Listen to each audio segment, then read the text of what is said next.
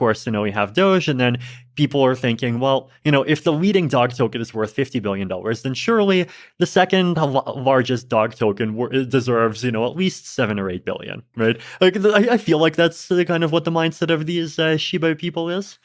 So then, of course, they did this other gimmick, right, where they gave me half the Shiba token supply.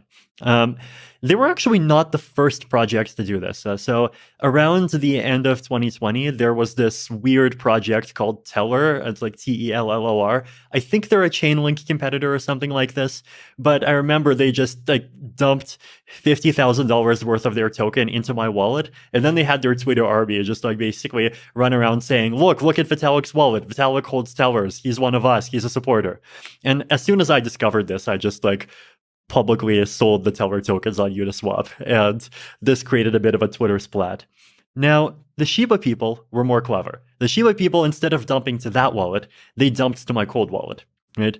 So in cryptocurrency, right, there's this concept of cold wallets and hot wallets. Basically, the thing that actually owns your money is this 80-digit number called a private key, right? And a hot wallet is when that private key is just stored in memory on your computer, on your phone, really easy to access.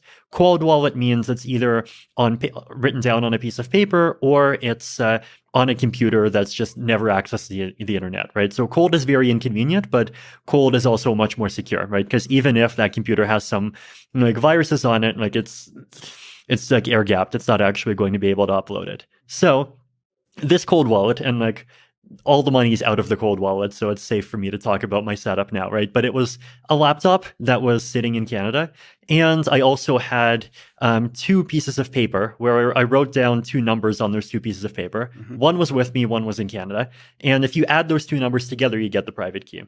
So because of COVID travel restrictions, and this is this cold wallets in Canada, it's very difficult for me to actually access it, right? And I'm not sure if they knew this. Maybe they just got lucky. But basically, they sent a lot of these dog tokens into this wallet where it was very difficult for me to access it. But then I saw these dog tokens, I saw more and more people talking about them, and then at some point I realized that hey, these things are worth billions of dollars, and there's lots of really good things that you could do with that amount of money, and it would actually be a waste to just see it go. So I made the decision that I would actually power through and figure out how to safely basically get my private key. I actually had to call up my family, tell them to read out their number off of their piece of paper. I entered that into a fresh laptop that I bought from Target. Then I